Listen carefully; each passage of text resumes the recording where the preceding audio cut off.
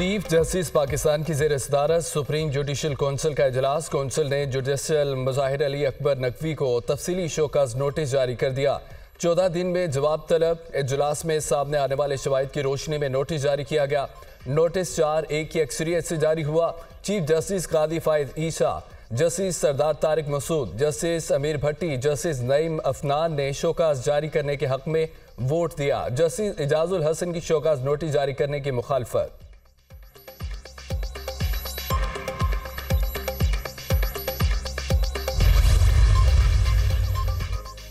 Bairiya town Karachi case में 190 million pound अदायगी से मुतालिक अहम पेशरफ। सुप्रीम कोर्ट में जमा कराई गई NCA और मुतल्लिका बैंक की दस्तावेजात मंजर आम पर आ गई।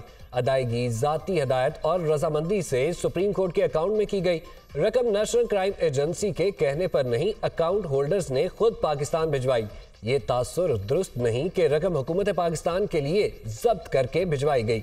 190 मिलियन की रकम बैरिया टाउन के लिए इस्तेमाल होना थी।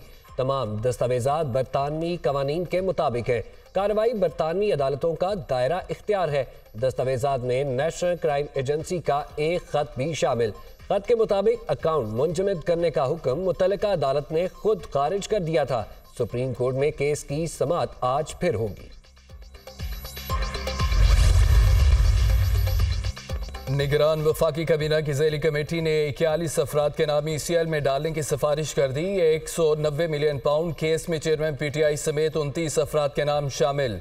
बुशरा बीबी चौधरी, परवेज लाई, शेख रशीद, जुल्फी बुखारी को शामिल किया गया। हमाद अजहर, उमर अयूब, अली अमीन गंडापुर भी फहरिस्त का हिस्सा। 13 मुख्तलिफ नौयत के केसेस को ECL से निकालने की भी सिफारिश कर दी गई। ज़ैली कमेटी के इजलास में निगरान वज़ीर दाखिला सरफराज बुगटी, निगरान वज़ीर मवासलात शाहिद अशरफ और दीगर हुकाम भी शिरकी। सिफारिशात हतमी मंजूरी के लिए निगरान वफाकी काबीना को अरसाल की जाएंगी।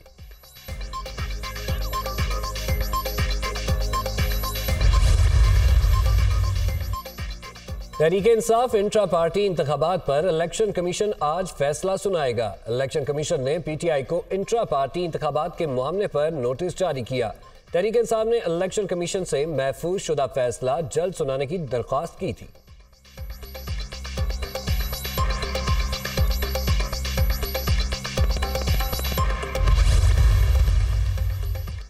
तुलबा की बाजियाबी के लिए कायम वज़रा कमेटी की रिपोर्ट मुस्तरद। इस्लामाबाद हाई कोर्ट ने वज़ीर आज़म अनवारुल हक काकड़ को 29 नवंबर को तलब कर लिया। वज़ीर दिफा, वज़ीर दाखिला, सेक्रेटरी दिफा, सेक्रेटरी दाखिला को भी पेश होने का हुक्म।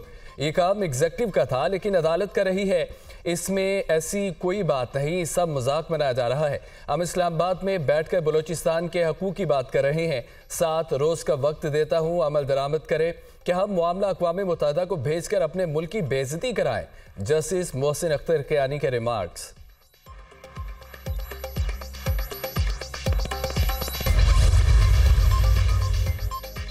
साइफर केस में चेयरमैन PTI की दरख्वास्त जमानत पर फ्री कैन को नोटिस जारी। सुप्रीम कोर्ट में समाअत गैर मुअय्यना मुद्दत के लिए मुलतवी।